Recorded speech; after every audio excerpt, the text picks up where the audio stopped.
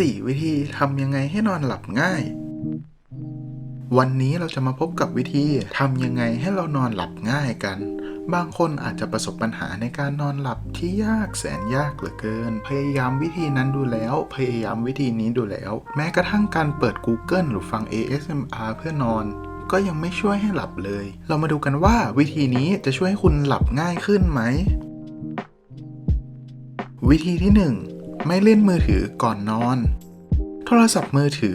อว่าเป็นอีกหนึ่งเทคโนโลยีที่ขาดไม่ได้กลายเป็นหนึ่งปัจจัยสำคัญในชีวิตเพราะช่วยให้ชีวิตเราสะดวกและรวดเร็วขึ้นไม่ว่าจะการติดต่อสื่อสารหรือแม้กระทั่งสื่อเอนเตอร์เทนเมนต์คุณคงนึกภาพไม่ออกเลยสิว่าหากคุณขาดมือถือไปชีวิตจะเป็นยังไงแต่คุณรู้หรือไม่ว่ามือถือเป็นอีกหนึ่งสาเหตุใหญ่ๆที่ทำไมคนเราถึงนอนหลับกันยากนักเพราะว่าบ่อยครั้งกิจกรรมก่อนนอนของคนส่วนใหญ่มักจะชอบเล่นมือถือก่อนนอนไงล่ะในปี 2014 มีงานวิจัยเกี่ยวกับการใช้อุปกรณ์ไฟฟ้าที่มีผลต่อการนอนหลับโดยมีผู้เข้าร่วมกว่า 700 คนซึ่งส่วนใหญ่เนี่ยจะเป็นกลุ่มวัยรุ่นทั้งนั้นโดยแบ่งให้กลุ่มที่ 1 เล่นวิดีโอเกมมือถือและอีกกลุ่มหนึ่งดูทีวีหรือซีรีส์ก่อนนอนผลปรากฏว่ากลุ่มคนทั้ง2กลุ่มใช้เวลานานมากๆในการนอนหลับนั่นก็หมายถึงว่าการใช้อุปกรณ์ไฟฟ้าที่มีผลกระทบต่อดวงตาเป็นอีกหนึ่งสาเหตุที่ทำให้เรานอนหลับยากนั่นเองหรือแม้กระทั่งการเล่นมือถือหรือคอมพิวเตอร์เพราะมันมีแสงที่กระทบและเป็นอันตรายต่อดวงตาที่ชื่อว่าบลูไลท์หากเราเล่นมือถือหรือคอมพิวเตอร์เป็นเวลานานๆอาจทำให้เราเกิดอาการจอประสาทตาเสื่อมได้เร็วก่อนวัยอันควรแสงสีฟ้านี้ยังเป็นการเข้าไปยับยั้งสารเมลาโทนินซึ่งเป็นฮอร์โมนที่ทำให้เราง่วงนอนหรือเป็นนาฬิกาชีวภาพที่ร่างกายเราตั้งไว้ฮอร์โมนเมลาโทนินเนี่ยมักจะหลั่งออกมาในช่วง 3 ทุ่มถึง 9 โมงเช้าดังนั้นคุณควรหยุดใช้มือถือหรือดูทีวีก่อนสัก 1 ชั่วโมงเพื่อให้สมองหลั่งฮอร์โมนเมลาโทนินออกมาซึ่งมันกระตุ้นให้ร่างกายรู้สึกง่วงคุณอาจจะอ่านหนังสือหรือนั่งสมาธิก่อนนอนแทนก็ได้ข้อที่ 2 อย่าทานมื้อดึกแน่นอนคุณอาจจะสงสัยว่าทำไมการทานมื้อดึกถึงมีผลต่อการนอนหลับเพราะว่าการทานอาหารมื้อหนักๆก่อนนอนอาจจะทำให้ร่างกายต้องทำงานหนักและตื่นตัวโดยปกติร่างกายของเราต้องใช้เวลานานมากๆในการย่อยอาหารหากคุณทานอาหารมื้อใหญ่ก่อนนอนหรือทานอาหารที่มีน้ำตาลมีคาเฟอีนร่วมด้วยมันจะยิ่งกระตุ้นให้สมองตื่นตัว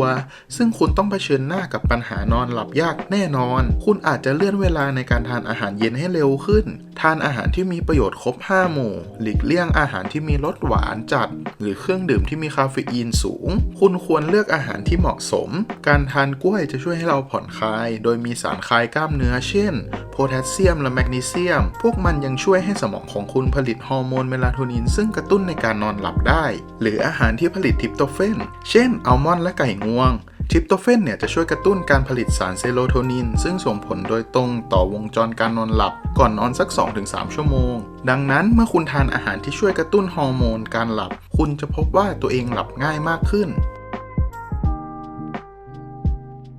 ข้อที่ 3 จำไว้ว่าเตียงคือสถานที่ที่ต้องนอนคุณเคยทำกิจกรรมอะไรบนเตียงนอกจากการนอนไหมครับผมหมายถึงว่าอาจจะนั่งกินขนมทำงานบนเตียงหรืออ่านหนังสือบนเตียงแทนที่จะเป็นโต๊ะทำงานหรือโซฟาเพราะปกติเวลาที่คุณทำงานคุณจะต้องทำงานอยู่บนโต๊ะนั่งที่ออฟฟิศสมองของเราเนี่ยก็จะจดจำและกระตุ้นให้ตื่นตัวอยู่ตลอดเพราะรู้ว่าเราอยู่ที่ไหนทำอะไร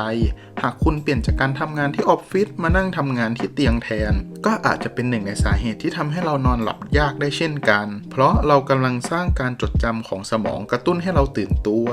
ดังนั้นคุณควรจัดสรรกิจกรรมให้ถูกที่และถูกเวลาเพื่อป้องกันไม่ให้สมองเคยชินและจดจำเช่นทำงานที่บ้านคุณควรจัดมุมทำงานเล็กๆให้กับตัวเองการทานของว่างควรเป็นที่ห้องครัวหรือส่วนหย่อมแทนและเตียงนอนคือสถานที่สำหรับการพักผ่อนโดยแท้จริงครับ